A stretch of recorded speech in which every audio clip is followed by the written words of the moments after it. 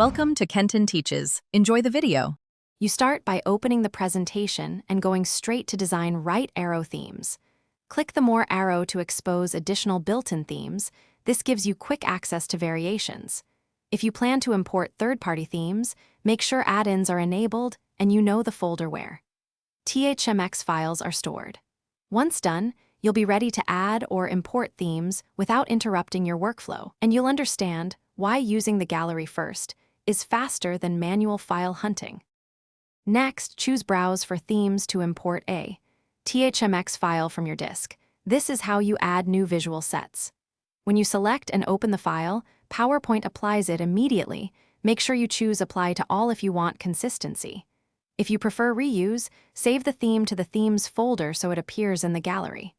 Once applied, open Slide Master to tweak fonts and color palettes. This explains how to control global changes without editing individual slides. Finally, save your custom look. Design Right Arrow Save Current Theme lets you create a reusable THMX file. Store it in the Document Themes folder for quick access. Make sure you name themes clearly so you can organize multiple versions. If elements shift or layouts break after applying a theme, reset affected slides or reapply the Slide Master to restore placeholders. If problems persist, check for incompatible fonts or corrupted theme files as the likely culprit and replace. Thanks for watching. Please subscribe if this video was helpful.